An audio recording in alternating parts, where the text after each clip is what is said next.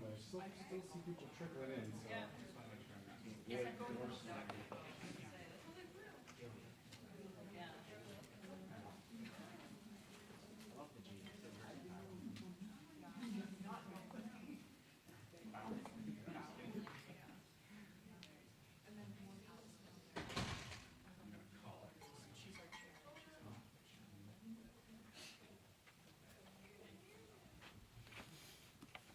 We good to go, Bill? All right. Hello, everybody, and welcome to the fall edition of the Laker Day Visiting Authors Reading. This is our third in a row now, and they've been quite successful, which makes the Department of Humanities and the Creative Writing Program really quite happy. We want to try and keep this going. My name is John Palzer. I'm the coordinator of creative writing, and we're going to try to keep doing this every Laker Day for the foreseeable future, to bring in a visiting author. And today our guest will be the author Stephen J. West, who is presently a visiting professor at St. John Fisher College. He's a local guy, born and raised in Livonia, so he's a Western New Yorker. It's in his blood. He speaks our language. And he's going to read from his book, Soft Boiled, right here.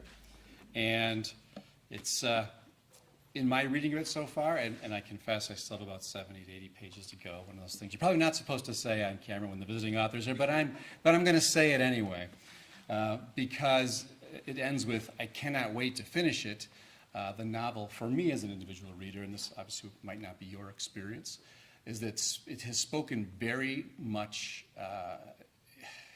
to my life. I've connected with so many aspects of what it means to have been a young man and an aging man in the world of letters, the things that you can accomplish, don't accomplish, and the things that get in your way. And so the themes that are prevalent in this book, that I'm sure some of which Stephen will be sharing with you, are what it means to struggle to become a writer. What does it mean to understand what art is as a white male in America in the 21st century?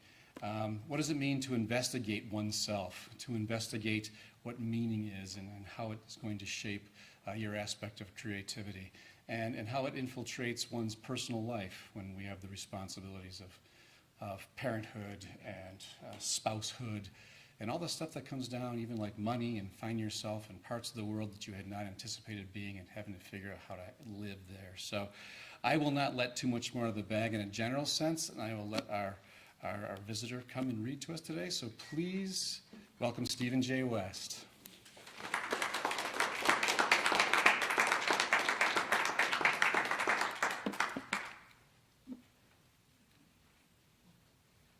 Hi, everyone. Hi. Happy Laker Day. How was the free ice cream? It was very popular. I'm very excited to be here. I want to thank John and Meg for inviting me, and for you that came today to listen to me read a little bit. I'll try to keep it lively and do my best. If anyone needs me to slow down in the reading, or if I'm too far from the mic in the back, just wave. I may not see you because I'll be reading, but if I do see you, I'll try to, do a little better. So, yes. So, as John mentioned, this book is about many things, and for the students in the room, especially those that are interested in writing, I like to think that this book came about because of my desire to be a writer, and it's pretty explicit in the book. And I know that if you're sitting in this room, sometimes you're like, well, what do I write about? Like, what do I have to write about? And that's exactly where the concept for this book came for me. So I was living in Morgantown, West Virginia after graduate school, and I didn't have a project that I was working on. I'm like, I need to figure something out. I'm defining myself as a writer. I better darn well start writing a book. So I'm like, well, what do I do? So I had this kind of wild idea to hire a private investigator to follow me around. And I was like, ooh, I'll have this PI follow me around for a day or maybe longer, write some reports, and then give me the reports, and I can kind of see and reflect on how much my identity, my perception of myself matches up or departs from what this PI reveals. And this is because I know some of you are intro to creative writing courses and nonfiction courses. I'm an essayist at heart, and I love nonfiction as a genre. And I'm suspicious, though, of how much we can craft a true sense of self on the page. So I was thinking, well, I need some other perspective to kind of help me be honest with who I am. So that was where the project started, and I thought it was just going to be like a small essay, like a standalone piece. But then I met Frank Streets, who is that's his real name, this incredible private investigator that works in rural West Virginia. And he invited me into my life, and I'll always be thankful for that. So I'm going to read several sections today that represent several of the threads that this book ended up evolving into.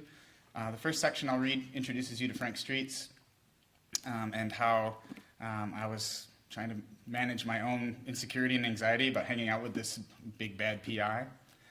Then I'll read a chunk that I think is really fun for the writers in the room, thinking about why we write or what responsibility we have as writers. And then I'll read a final chunk, if I have time, that focuses in on some of my own kind of artistic philosophy and approach to writing, and how much I love all of the process that goes into the works we make. So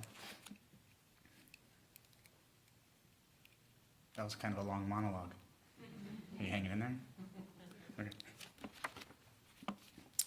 So this first section starts when I first was meeting Frank Streets to ride along with him, and we were going to go do surveillance on a suspected adulterer.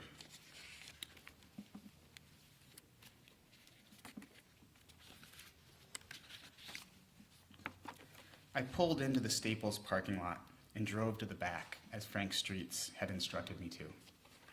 The space I parked in was facing the only entrance.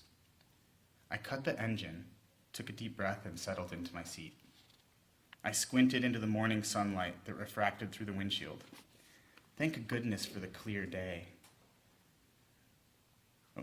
Thank goodness for the clear day. I was anxious, and waiting in an empty parking lot with the kind of gray drizzle that seeps into your marrow would have pushed me over the edge. I was reading a lot of detective fiction at the time. I was really feeling this kind of like gritty voice. So, before I settled into my space in the Staples lot to wait for Frank Streets, I had a few minutes to spare. So I pulled into the Go Mart nestled just down the road between Applebee's and Walmart.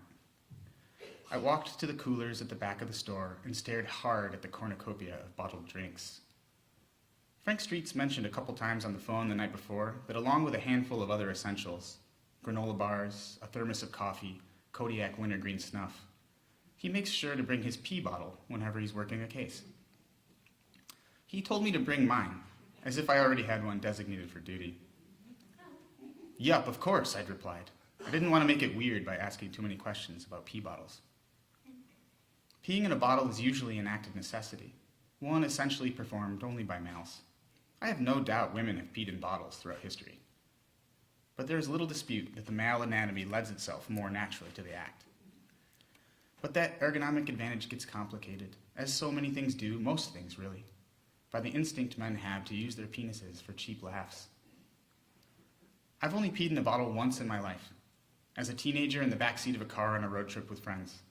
I didn't really have to pee in the bottle, but it helped stave off the tedium of the drive. Can a pee bottle be any old bottle that's lying around? Would glass or plastic be better?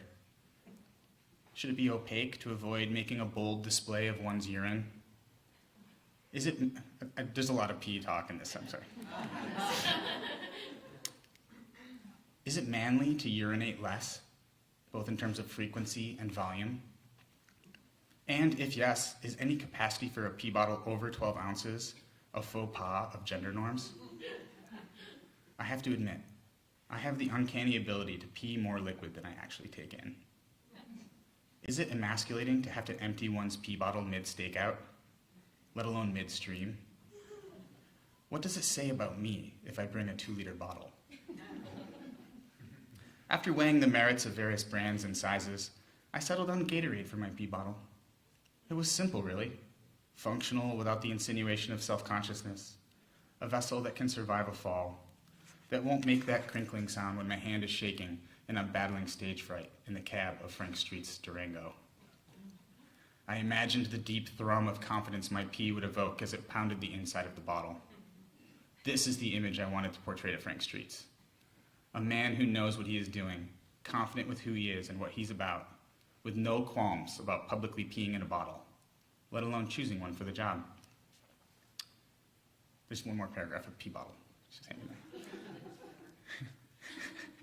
Maybe the necessity of the pee bottle in private investigation accounts for the scarcity of female detectives. At least it makes sense for their absence from the literary record, as everyone is painfully aware that male writers are obsessed with penises. Okay, done. That was like a really much longer pee bottle meditation. I had to my editor was like, you need to, scale back the pee bottle talk. Frank Streets pulled into the Staples parking lot and headed toward me, cutting diagonally across the grid of parking spaces, the 6-foot CB antenna mounted on its roof, still swaying as the vehicle came to a stop. I unbuckled quickly and jumped out of my car, suddenly conscious that the hue of my Honda Fit, that the salesman called Blackberry Pearl, was sparkling in the morning sunlight. "Sorry I'm a little late," he said, his thigh-sized arm dangling halfway down the door of his Durango.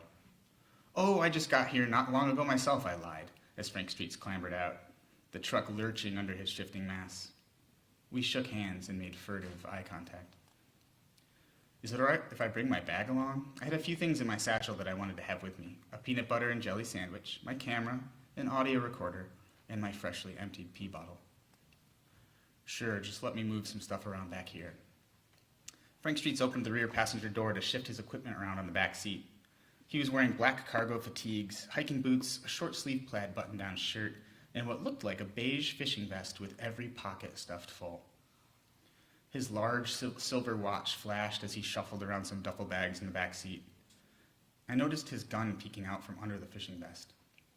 A black pistol holstered to his belt, just behind a gold and silver badge. I expected the gun, but I had no idea what that badge could mean. In my experience, these were items reserved for sheriffs and marshals or for kids playing cops and robbers. It looked real, but I didn't dare lean in to read what it said. I was as close to that gun as I wanted to be.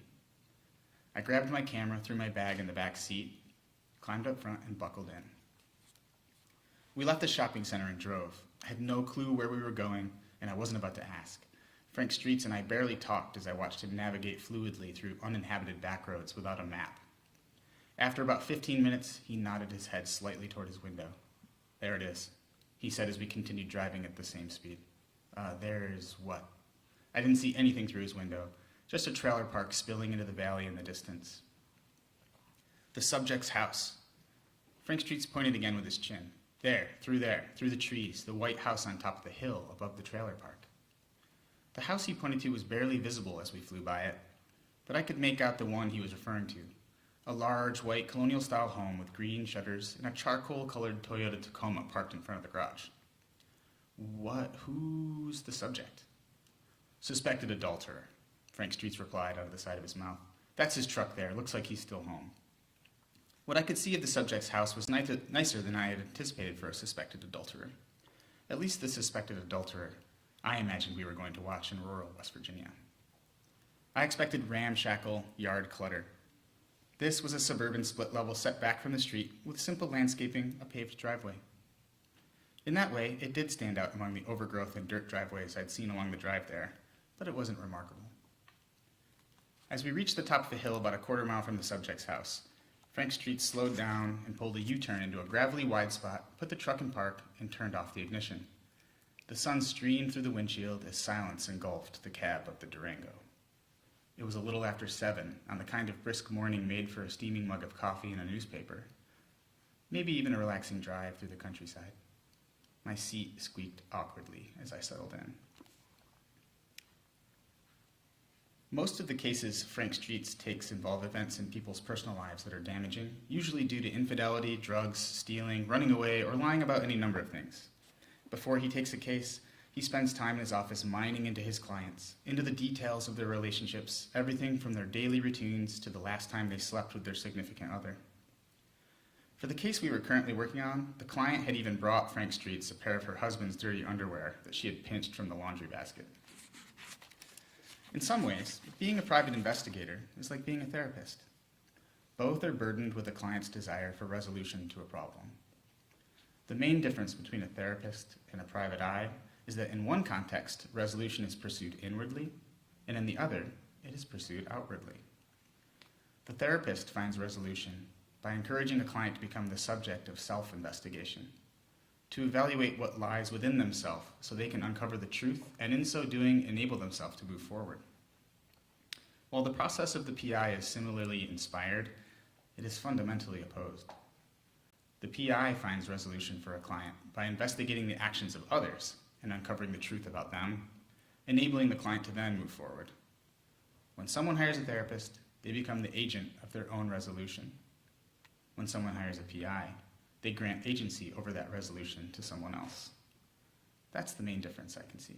That and PIs pack heat. It's a lot of responsibility you have. I mean, what you see, what you find out on a job like this affects the foundation of people's lives, the identities they've crafted for themselves, years in the making. Not that it's your responsibility that their relationships are messed up. I mean, either there is a problem or there isn't. It's just that you're kind of responsible in some way. If you find something out, I mean, that's heavy. I cringed. It is, Frank Streets replied sincerely, as if he'd been thinking the same thing. I widened an eyelid and looked over at him. To have a client come and pour her guts out to you, I mean about everything, it makes me want to catch the subject. I get real mad when I don't. If he's not up to anything, that's fine, but if he is, I want to find out. Frank Streets' desire was tangible. I wanted to catch the subject too, but my desire felt less noble. The faster the subject drove, the better. The more beautiful or bizarre his mistress, the better. If he had a gun and pulled it out screaming, "I'm going to kill everyone," the better. If a karate fight between Frank Streets and the subject broke out, the better. And if I was somehow able to overcome my debilitating fear to subdue the subject with a crane kick, disarming him and pointing the gun in his face with a manly growl that dared him to go ahead and try me, the best. I wanted so badly to have a day worth writing about with Frank Streets that it revealed what was incomplete about my analogy of therapy and investigation. I had excluded myself. If a therapist, a PI, and a writer were all working the same case, the writer would be the one selfishly looking for a punchline, while the other two got down to problem solving. I was out there with Frank Streets to find something to write about because I wanted something to write about. I could feel Rilke's eyes roll across space and time. "Go into yourself," he would say after biting his lip for a bit. "Search for the reason that bids you write. Find out whether it is spreading out its roots in the deepest places of your heart. Acknowledge to yourself whether you would have to die if it were denied you to write." I slumped into the cab of the Durango with no subject in sight and nowhere to go. Fulfilling my desire to make art worth dying for felt as likely as finding a needle in a haystack. I wasn't a writer, and I certainly wasn't special. I was just another guy sitting in a truck in West Virginia. So I hope you can see in that section, like, I'm trying to use throughout the book my interactions with Frank Streets as ways to mine into my own identity, right?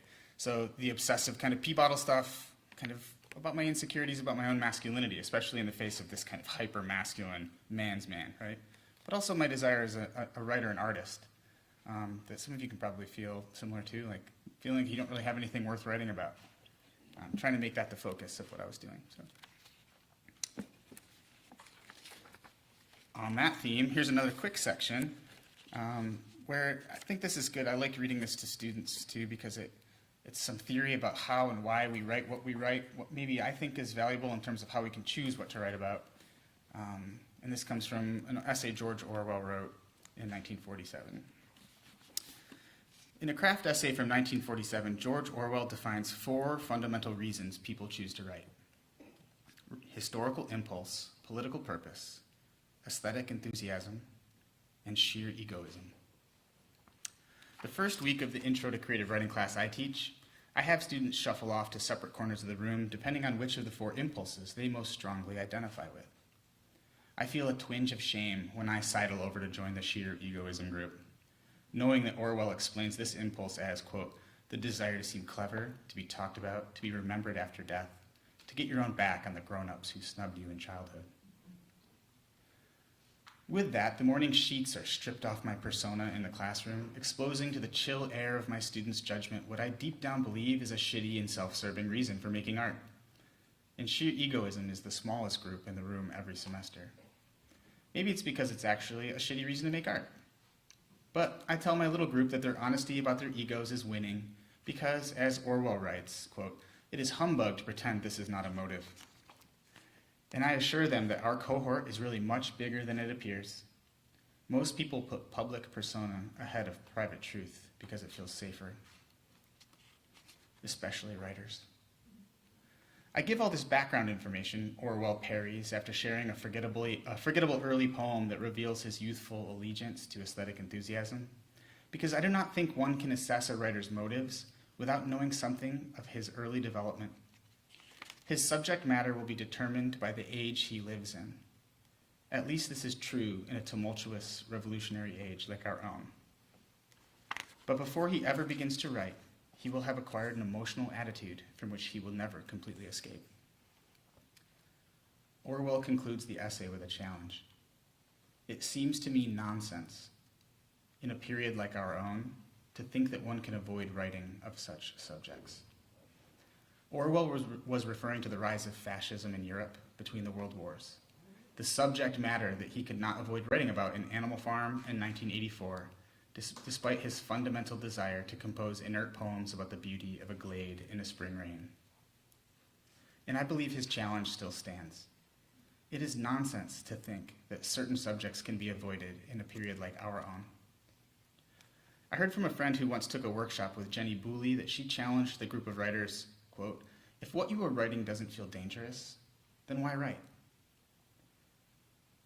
Quote, "A work of art is good if it has arisen out of necessity," Rilke writes in Letters to a Young Poet.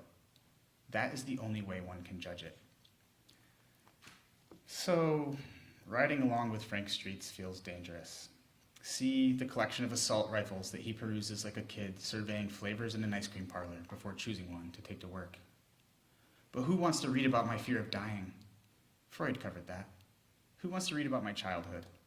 I am Oedipus, and a story of my early life does not feel dangerous nor sprung from necessity. Why can't you be explicit about that fact, that you are searching for something to write about? My friend Tori challenged me when I shared that I didn't think I had anything worth writing about. She continued, "I think it would be a window into who you actually are." But Tori, listen. I'm uninteresting at a macro level. I'm from Western New York. My parents never divorced and still live in the same house I grew up in. I did well in school and was popular. I'm healthy, pretty good looking, sheer egoism, and reasonably athletic. I'm young-ish, heterosexual, married with children, have multiple college degrees, and am fully employed. I am what sociologist Irving Goffman would call the one unblushing male in America. "You are a white man," Tori stated obviously, and I cringed. Even without her label being presented as negative, it made me uncomfortable, which mattered. Why don't you dig into that? I had read a few articles on gender theory in graduate school that amounted to the Goodreads top quotes from Judith Butler's Gender Trouble.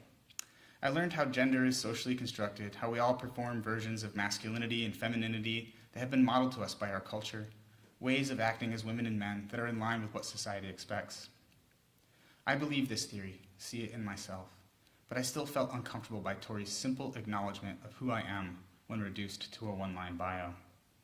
I felt the involuntary squirt of cortisol hit like it does when I joined my sheer egoism group in class, blushing over my immense privilege, my lack of anything traumatic or dangerous or novel to write about being laid bare, and the shame that my straight, coastal, American white maleness, my position at the ivory tower of privilege, my embarrassment of riches, myself, was not something to draw attention to, was in fact something to avoid in writing.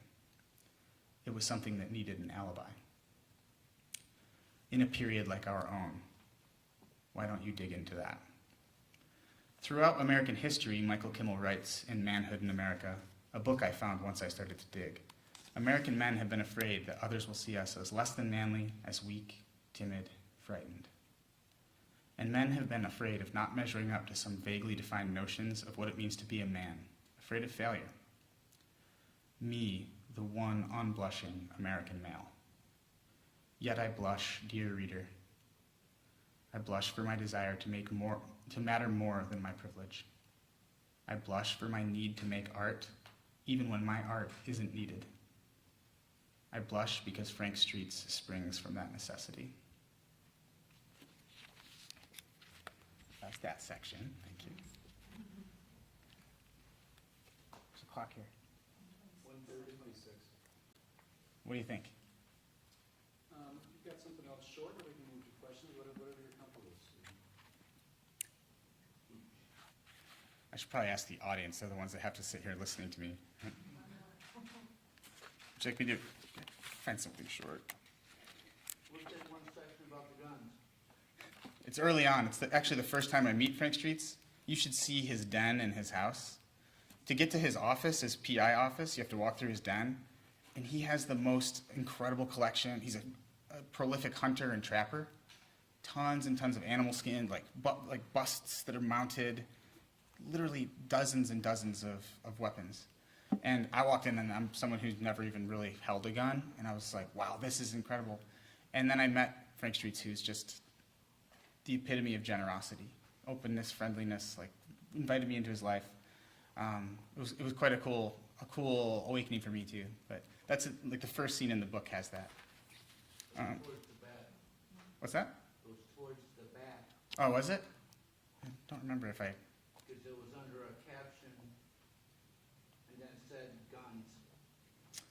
Oh, I'm not sure. I remember that part in the back, but I definitely painted the picture of his den early on. So.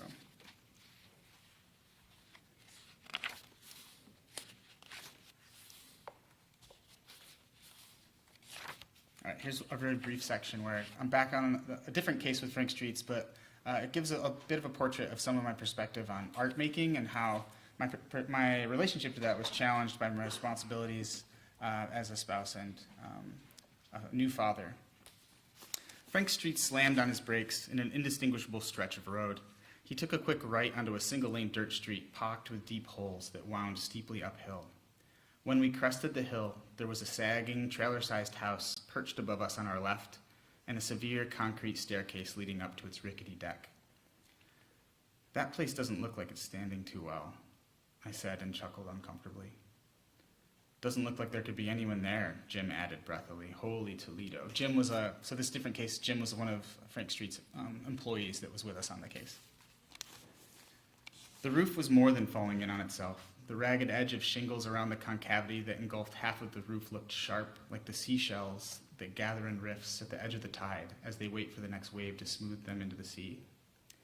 The house was shrouded in a patchwork of blue tarps that were stretched to their sinewy limits by the stagnant water that pooled in them, pressing down into the home below. Several threadbare sections of tarp flapped in the wind. "I'm going to run up and see if she's in there," Frank Streets unbuckled, and we all stared warily at the house. I couldn't imagine anyone living in it. So for this case, we were actually investigating the murder, like a toddler that had been murdered in this small town, and we were trying to find the boyfriend of the wife at the time to interview him about what had happened. And Frank Streets was trying to find one of the friends of that boyfriend, so that he was trying to get some interview information. The house looked like it had been dropped from the sky and buckled upon impact. It reminded me of an essay I'd read by Leah Purpura about her friend who purchases condemned houses, lifts them into the sky via cranes and helicopters, and then photographs them as they plummet and impact the ground. Imagine doing that. Like you're an artist and that's what you do. You like helicopter crane houses and then drop them. This is real. Purpura says his intent isn't to literalize a metaphor for the destruction of the family, nor is it a comment on the safety and stability a house represents, the demolition of that myth. I'm not so sure. Purpura quotes the artist as saying, "The process was never intended to be a concern for the viewer." But I'm suspicious of the sanctity of a house falling from the sky. I need to believe art also thrived in it before, in the unposed lives that scurried through it when it was solidly on the ground, filled with a family going about their business of sleeping and eating and shitting and laughing and crying and screaming, dreaming they could drop whatever they wanted from the sky, as long as they did it together, and not worry if it was good art or bad art or if anyone cared. Quote, "It is more like returning to an old house whose floors are strewn with litter and whose rooms are stacked full of cookie jars and photo albums and faded letters," Sonia Livingston writes of her process as a writer. Sonia Livingston's also a local writer. "I enter that house and begin to wade through it all, picking things up one at a time, examining them, sometimes with wonder or sadness or even regret, but looking closely, taking my time and making note of things before setting them in their proper places and moving on. And I can make a house fall from the sky in about a minute with Photoshop. I did learn something in art school, after all. To remove the messy process of living from art and only share the sterile version of you want people to believe is too manipulative to be authentic. It's just too clean to be true. How does someone move from the routines of an ordinary life to those required to drop a house from the sky? From sleeping and eating and drinking coffee and checking Twitter and changing diapers and all the rest of it to making art for art's sake. If I was that artist, how would I rectify the guilt I felt every time I left home while K and L were still eating breakfast to go to a site with a helicopter and a crane and a house emptied of furniture, without cabinets full of table settings, without pantries jangling with canned goods, with no crumbs that need to be vacuumed, with no toys that need to be picked up, just to drop it from the sky and not share that process with anyone? How can a man dropping a house from the sky to destroy it not become a metaphor for his crisis of masculinity? Thank you. That's it.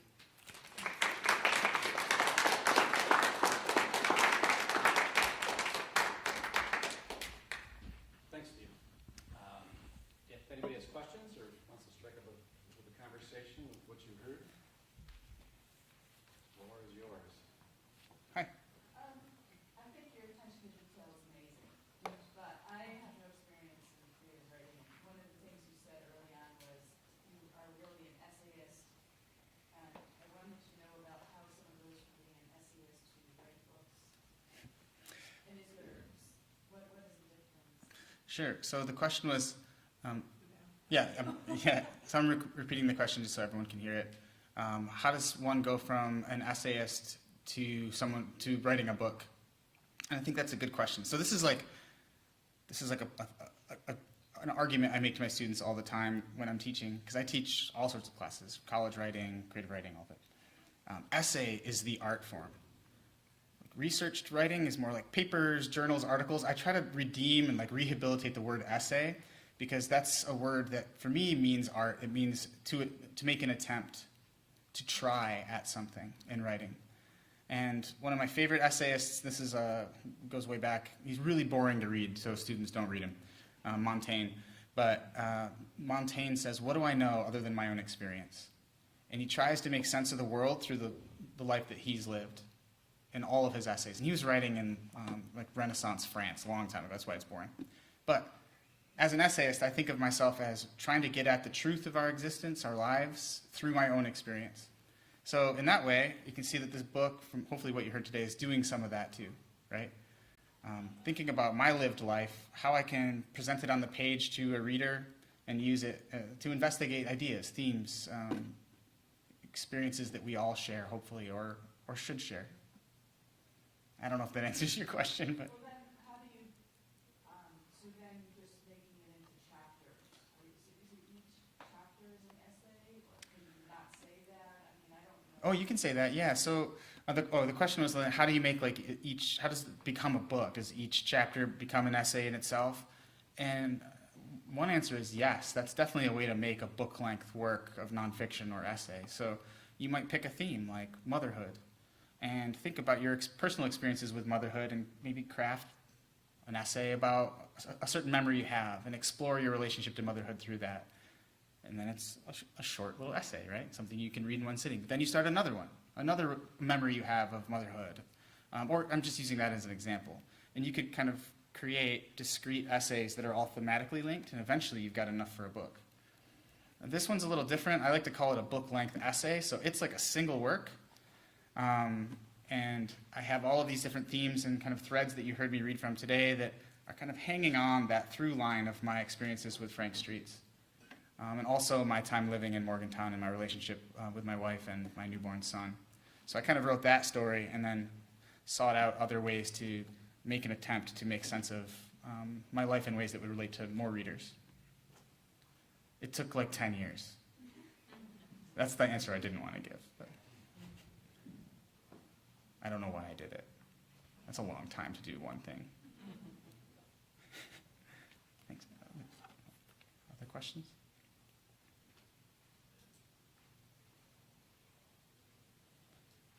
Yeah, yeah.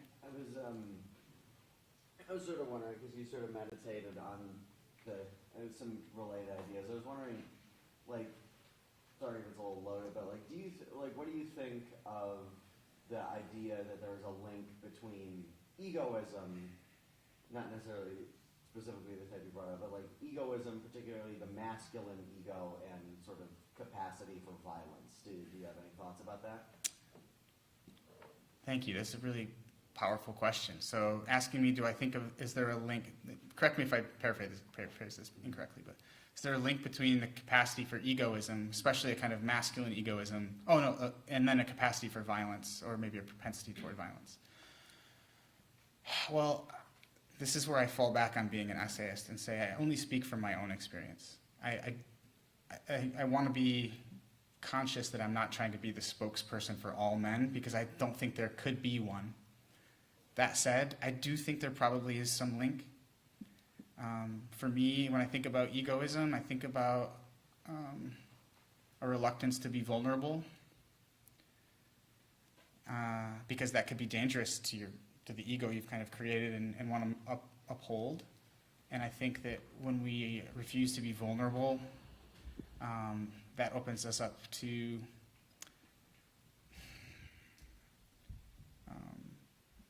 ways of processing things that challenge our ego that may not be as healthy. I'm trying to answer it, but be delicate with how I'm doing it. Because again, I don't want to say that this is, I don't know, I'm not a sociologist, I'm a creative writer, but it's an important question. It's one that I'm thinking about too. Because a lot of people have been asking me well, what do you think is a better form of a non-toxic masculinity? And I'm like, I don't know, but I do think being self-critical, opening yourself up to being vulnerable to and owning a failure, those are good first steps in my opinion. That's what I'm trying to do, and it's work. Thanks for that question. Anyone else have questions? Yeah. You also mentioned it took you a while to write the book and have it published. Yes. So, yep. How many years did it take you to write it and have it published? It took me 8 years to have mine done. 8 years. That's 2 years quicker than it took me. So the question was how long it took me to write and then get my book published. And I think with the nature of this project, it just was I honestly didn't know where it was headed for a long time. I was just riding along with a PI and I hope this turns into something. So I just ended up with tons and tons of material that I then had to the revision process took an immense amount of time to figure out what it was I wanted to say, what I was trying to use Frank Street's kind of the experiences with Frank Street's to help me explore. So it took me 10 years. And that was probably 6 years of writing, and then, hey, writers in the room, rejection happens. So this book got sent out and rejected quite a bit. So much so that I was like, maybe it's just garbage. I don't know. And then I put it on my hard drive for a while and actually started writing another book. That was probably 2 or 3 years. And then someone that I had interacted with in an early version of this reached out and was like, hey, is that book still available? And I was like, guess what? It is. It's still available. So that worked out. But yeah, it took me a long time. So many drafts. Revision is the art. Yeah. Did Frank like the book? The question is, did Frank Streets like the book? I love that question. So before the book was published in June, so the book was published in July, but before that I had some advanced reader copies, and I actually sent him a copy of the book to read. And I'm pretty critical of Frank. I don't think I'm unfair to him, but I do try to show his flaws just like I do of my own. I try to create a parallelism there. And he read it, and I was like, hey, can I come down and see you and talk about it? And this is the first time I've seen him in 8 years. So I drove down to West Virginia, and my spouse was like, be careful. I'm like, it's fine. I think if he didn't want to see me, he wouldn't have invited me down. But then I was picturing that den I'm like, oh man, I don't know what's going to happen here. But I was like, I got to go. I felt like I owed it to him because I had made this art with him. He's like, we are incredibly connected now, forever. Weird how we can find and forge relationships that end up shaping us. And we shape other people through the art we make. It kind of blows my mind. But anyway, so I went. First thing he says to me, he's like, I don't know what I think about the book. And I'm like, oh shit, here we go. Right? Okay. So I don't know what I think about it. And then he started to tell me about, he's like, you lied through the whole thing. And he wasn't like, I could tell, I could read him. I'm pretty good at reading. Like, I wasn't like, oh, here we go. I didn't think he was going to take me down right then, but he's like, my driveway's not gravel. And I look, in one of the opening scenes when I'm walking up to meet him for the first time, it's like, the loose gravel chattered under my feet as I approached the sliding glass door. He's like, it's been paved for 30 years. And I'm like, okay. And then when I'm describing all of the amazing animals that are in his den and mounted, I describe a white albino grouse. And because he said that these are all animals I got, except for that white albino grouse. My son-in-law got that one. And he says to me after the gravel comment, I don't have a white albino grouse. And I'm like, as an essayist, a writer of nonfiction, like these details matter. I'm like, oh my gosh, I thought I took notes. I mean, he's like, it's a turkey. It's a white albino turkey. And I'm like, oh, okay, I don't know. I mean, I know they're both foul. And there was one other thing. He's like, that wallpaper. So he has this custom wallpaper in his den. It's like a beautiful nature scene, like deer in a glade. He's like, that wallpaper I didn't get it imported from California. And I swear he had told me that. He's like, the panel over there, and it looks like it's like a huge wall panel. He's like, that was from California. And it's the glade I was describing. I just misnamed it as wallpaper. So anyway, make a long story somewhat shorter to summarize. What came to my attention right then is that he was really interested in the details. And this lended itself to his, he's a private investigator. It's all about details for him. And he ended up keeping me there at his house for 7 hours. He fed me food, we sat down, his family came, he signed my books. I know. That's his signature there. But he never once said, I like it. But he kept referring to different elements of the cases. And I'll wind up this answer in a second here. What impacted me was he never talked about the gender stuff, like the investigations of masculinity.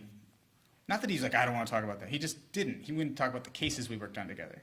But by the end of our conversation, he started to open up to me about abuses that he had endured as a child, some stories about his son who was a veteran, these incredible acts that he had to be a part of overseas that he was still burdened by. And Frank told me at one point, he's like, my wife doesn't even know that. He's like, I don't know why I'm telling you this.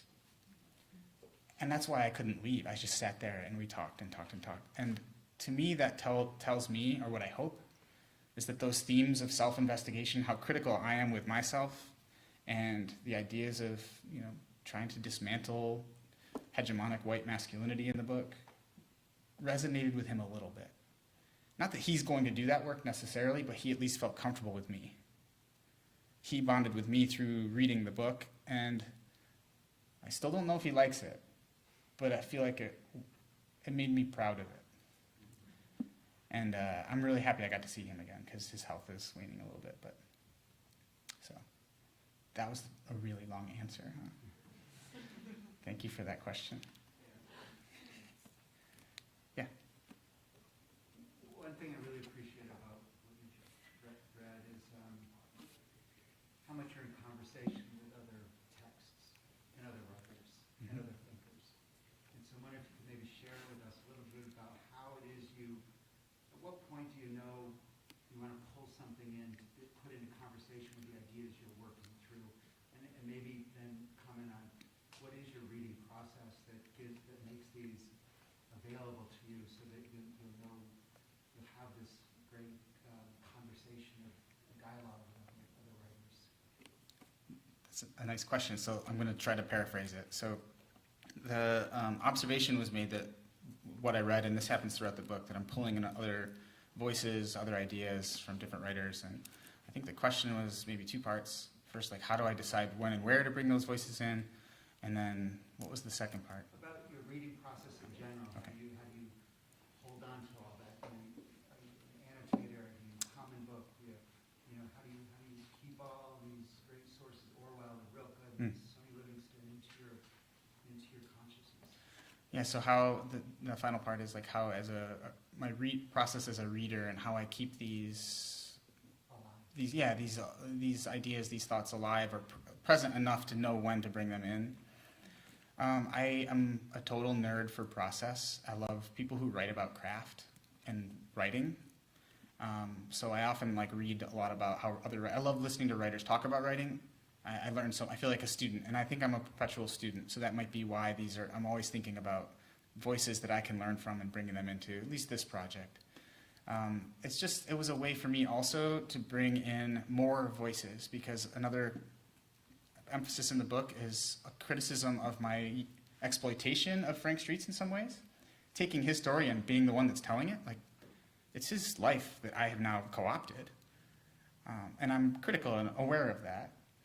And I think one way that I was trying to demonstrate or counteract some of that single narrative that is, a kind of hegemony, I'm telling the story, I'm the author, it's my authority, is to bring more voices in and make them smart, right?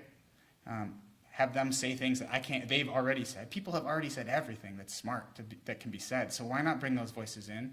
And I felt like that was a neat and fun kind of project for me. And also because the book is a project of trying to discover why one writes, right? What I have to say or why do I do it. Those voices were lessons for me. They were my teachers, and I thought it was neat to kind of bring those in. So I basically just thought about my coursework and what I've read. I flipped through books, what I'd highlighted, and was just I just filled documents with cool passages. I'm oh, maybe this will come in, maybe this won't. And not all of them do, but I think it's part of my process.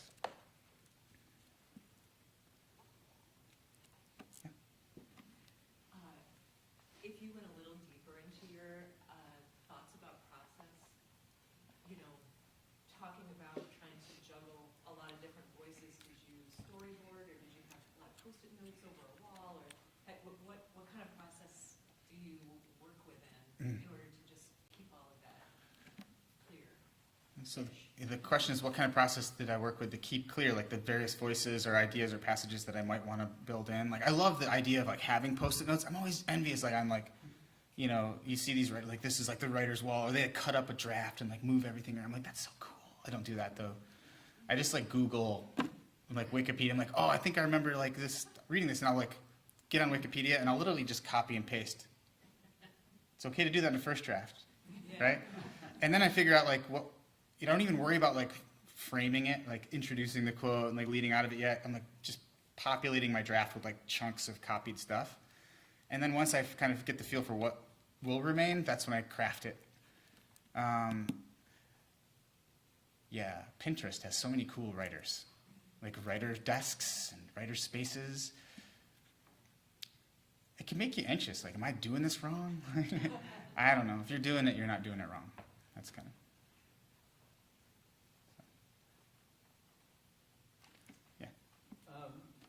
Before your reading, you and Meg and I sat down to do a brief interview, and at the end of it, you had said, or somewhere in the middle of the interview, I had addressed how anxiety in its various permutations and flavors just moves through the memoir. What I'm interested in is something you said afterwards, which is you landed on the aspect of yourself, or perhaps we can say persona, that wanted to highlight the aspects of anxiety that trickle through many parts of your life. There's something unusual about that, because I think it's true of all writers, in that not only do we create the persona that wants to grab onto certain stations, but then we have to create the person who wants to be the one who writes inside of that station. So there are these levels of how we choose among people who write, or any artist, how we choose what is most serviceable to us, or how the writing that is presenting to us, how we need to be serviceable to it. I'm curious how you were able to navigate that, if you felt you ever did navigate it. Yeah. And what you might say to our creative writing students who, much of the time in the early days of writing, they're trying to find that sense of voice, or which part of themselves is supposed to be on the forefront or guide their writing. And often they will say that they find that, speaking of your comments about Orwell, as dangerous or risky. So as a writer, how do you contend with and navigate the nature of the risk of creating serviceable personas? That was a very long. No, it's good. I was trying to find my way to Yeah. the question, actually. So You'll never paraphrase that.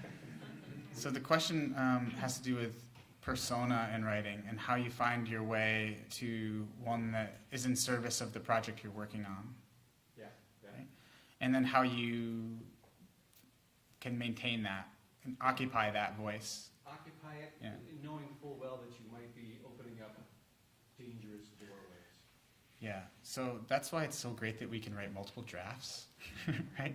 So I would say open up those dangerous doorways and then decide if you are comfortable with that, because before you share it, it's your draft.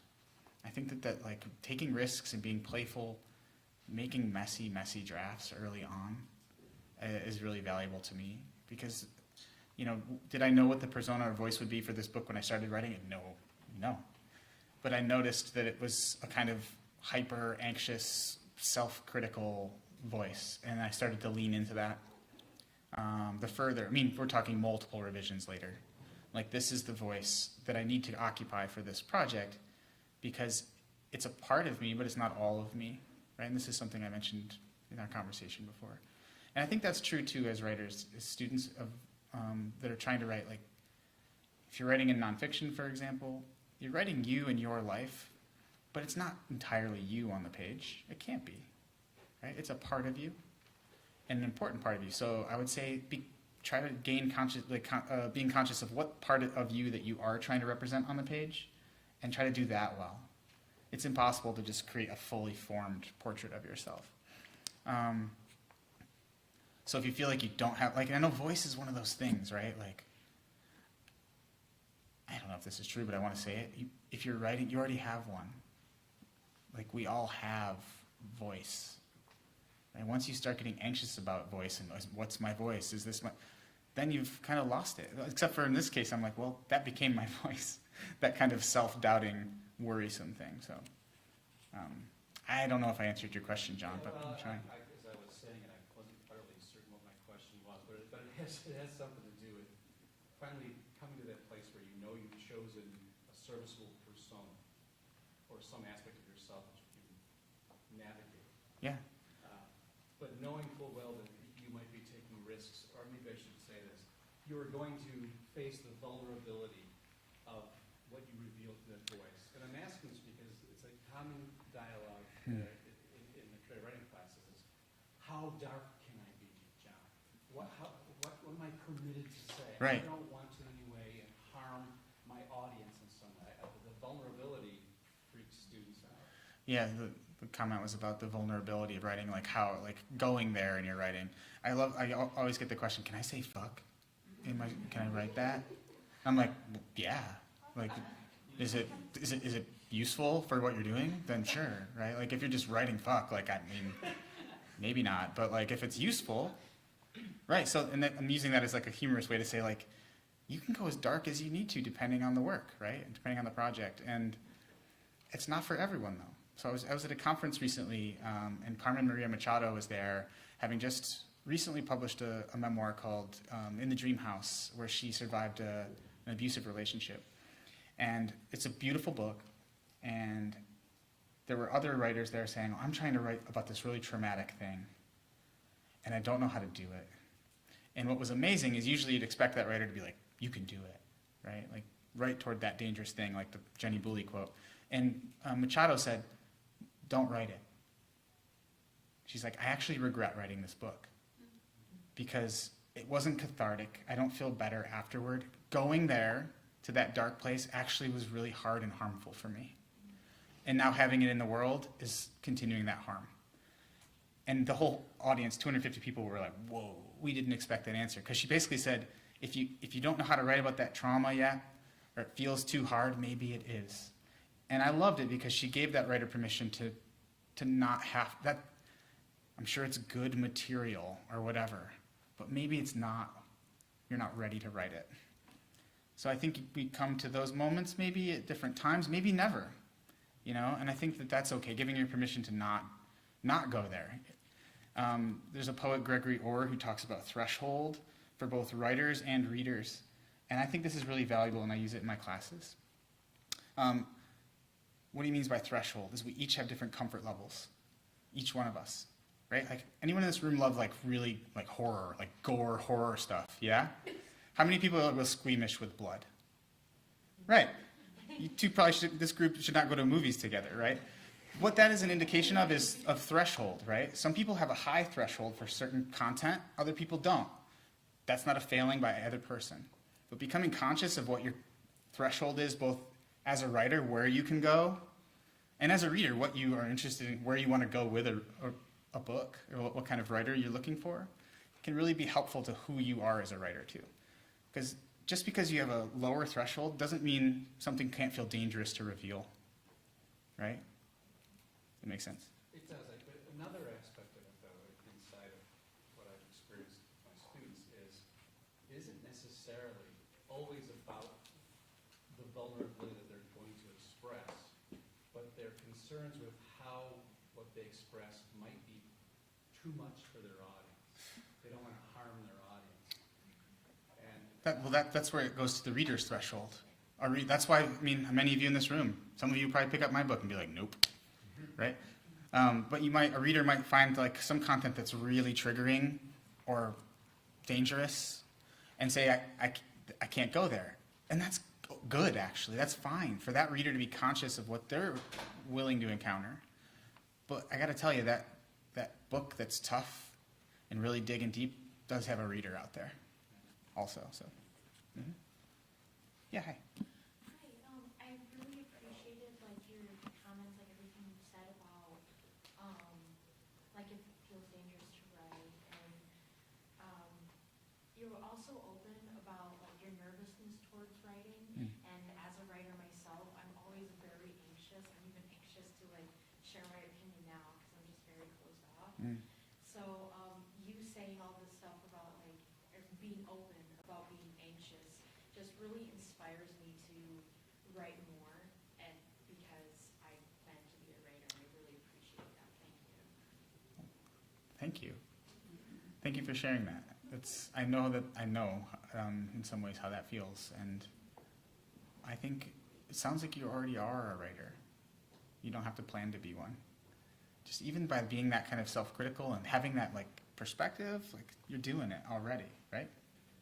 Yeah, yeah.